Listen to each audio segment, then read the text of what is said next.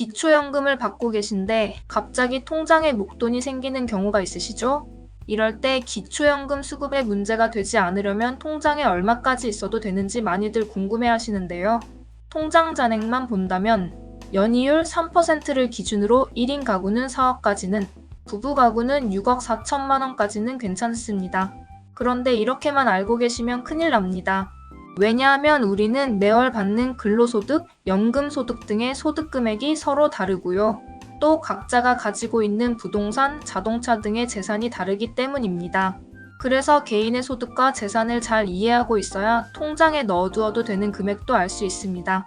또 어떤 경우에 기초연금이 감액되는지, 잘 받고 있다가 못 받게 되는 건 어떤 경우인지까지 정리했습니다. 시작하겠습니다.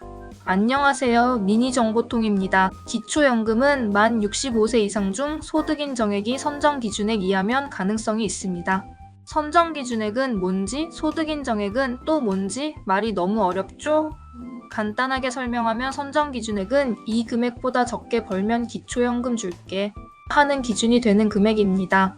이 금액은 매년 바뀌고 2025년 선정기준액은 단독 228만원, 부부 364만 8천원이에요. 이 금액을 기억하시면 이따가 통장 잔액 계산을 이해하기 좋습니다. 그럼 소득인정액은 뭘까요? 소득인정액은 매월 소득으로 얼마가 있는지 보는 건데, 그 소득을 일해서 받는 근로소득만 보는 것이 아니라 연금이나 이자소득, 부동산이나 통장 잔액까지 모두 월소득으로 환산을 하겠다는 겁니다. 소득이 거의 없는데 왜 탈락이죠? 가진 건 아파트 한 채 뿐인데 왜 못 받죠? 라는 질문이 많아요. 이런 경우는 연금, 이자, 사업소득이나 가지고 있는 아파트 한 채를 월소득으로 환산해서 보니 선정기준액이 넘는 경우겠죠. 이렇게 중요한 소득 인정액, 어떻게 계산되는지 알아야 통장에 얼마까지 괜찮은지 확인이 되겠죠? 같이 알아보아요. 소득 인정액은 소득평가액과 재산의 소득 환산액의 합입니다. 먼저 소득평가액은 계산이 간단합니다. 근로소득을 제외한 모든 소득은 그대로 더해주시면 되고요. 근로소득은 112만원을 공제하고 30%를 추가 공제합니다. 그래서 근로소득 112만원까지는 0원으로 평가가 되고요. 즉, 이 두 가지의 합이 소득평가액이 됩니다. 이때 일용 근로소득, 001짜리 소득은 근로소득에서 제외되고요. 근로소득을 제외한 기타 소득에는 사업소득, 임대소득, 이자소득, 민간연금소득, 국민연금, 공무원연금, 무료임차소득이 포함됩니다. 무료임차소득은 자녀 소유의 고가의 주택에 살고 있는 경우가 아니라면 신경 쓰지 않아도 됩니다. 재산의 소득 환산액은 부동산, 금융재산, 부채를 중심으로 계산되고요. 금융재산은 예적금, CMA, 펀드, 채권처럼 현금화 가능한 자산은 합산해서 보고, 반대로 부채가 있으면 증빙 후 차감에 반영될 수 있어요. 고급 자동차 회원권이 있는 경우는 월 100%의 소득 환산율로 적용되어 기초연금에서 제외될 가능성이 큽니다. 재산의 월 소득 환산액을 계산할 때는 부동산은 기본 재산액을 제외해주고 금융재산은 2천만원 공제한 다음 부채를 포함한 모든 재산의 합에 0.04를 곱하고 12개월로 나누어 계산할 수 있고요. 기본 재산액이라는 건 서울은 집이 비싸고 그에 비해 농어촌은 집이 저렴하니 그 비용을 기본으로는 제외해주겠다는 겁니다. 대표적인 두 가지 사례를 예시로 통장에 얼마까지 괜찮은지 확인해 보겠습니다. 첫 번째 사례입니다.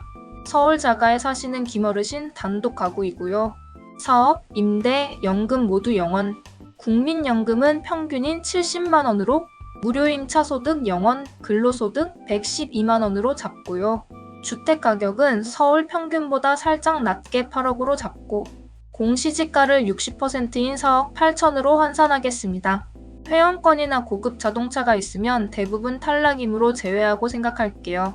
자동차는 2000cc 2천만원으로 부채 0원으로 계산할게요. 이제 이 소득과 재산을 소득 인정액으로 환산해 보겠습니다. 환산하면 월 소득은 국민연금 70만원이 되고요. 주택과 자동차의 환산액까지 모두 더하면 192만원이 됩니다.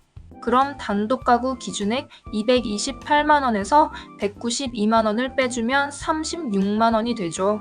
이 경우 통장에 얼마가 있으면 금융재산이 36만원으로 환산될까요? 금융재산의 환산액과 연이율을 3%라 두고 이자소득까지 계산해주면 약 8천만 원이 통장에 있어도 되는 금액으로 계산이 됩니다. 금융재산은 통장 잔액에서 2천만 원 공제 후 연 4%로 환산, 나누기 12개월로 계산하고요. 이자소득은 연이율 3%를 12개월로 나누고 월 공제 4만 원 빼줬습니다. 이 계산식이 궁금하시면 설명란에 작성해 두었으니 참고 부탁드립니다. 그렇지만 이렇게 딱 맞춰 놓으면 어떤 예외 상황이 있을지 모르니 이 금액보다는 적은 금액을 유지하는 게 좋겠습니다. 참고로 주택가격을 서울 평균인 10억으로 국민연금을 평균치인 70만 원으로 잡으면 소득 인정액이 225만 원이 되어 기준액 228만 원보다는 적어서 수급 대상자로 선정될 가능성이 있습니다. 하지만 겨우 3만 원 차이이기 때문에 다른 소득, 예금이 있거나 차량이 있으면 탈락될 가능성이 더 크겠죠. 두 번째 사례입니다. 경기도 수원시 전세에 거주하시는 이어르신 부부 가구이고요. 임대소득 30만 원, 국민연금 각 70만 원, 30만 원, 근로소득 각 112만 원씩으로 두고 그의 소득은 0원으로 잡아볼게요. 전세보증금을 4억으로 잡으면 자가는 공시지가로 60% 선으로 환산되는데 전세보증금은 5%만 공제되어 실거래가의 95%인 3억 8천만 원이 됩니다. 토지 회원권 부채 없고 자동차는 사례 1과 동일하게 2천만 원으로 뒀습니다. 이제 이 소득과 재산을 소득 인정액으로 환산해 보겠습니다. 환산하면 월 소득은 임대소득과 국민연금을 합쳐서 130만 원이 되고요. 주택과 자동차의 환산액까지 모두 더하면 235만 원이 됩니다. 그럼 부부가구 기준액 364만 8천 원에서 235만 원을 빼주면 129만 8천 원이 되죠. 사례 1과 같은 방식으로 금융재산의 환산액과 연이율 3% 이자소득까지 계산하면 약 2억 4천만 원이 통장에 있어도 되는 금액으로 계산이 됩니다. 지금 보여드린 사례 두 가지는 모두 입력한 자료만을 기초로 모의 계산된 것이며 실제 신청 후 결과는 다를 수 있으므로 꼭 주소지 관할 주민센터에 방문하시어 상담하시기를 추천드리고요. 그리고 변경 신고도 중요해요. 상속증여 부동산 처분, 큰 금액의 입출금 등 재산소득 변화가 생기면 반드시 신고하세요. 지급 지연이나 차감에 많은 문제가 변경 미신고에서 시작됩니다. 다음으로 많은 분이 헷갈리는 감액 3종을 한 번에 정리할게요. 첫째, 국민연금을 받는 분은 연계하여 감액이 있을 수 있습니다. 기준연금액은 34만 2,510원이고 받으시는 국민연금이 이 금액의 1.5배 51만 3,765원을 넘지 않으면 국민연금 때문에 기초연금 감액은 없습니다.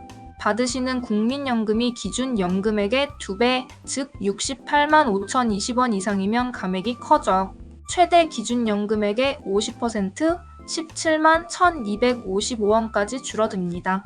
국민연금이 51만 3,765원에서 68만 5,020원 사이인 구간은 부분 감액이 이루어져 17만 1,255원에서 34만 2,510원 사이의 기초연금을 받게 됩니다.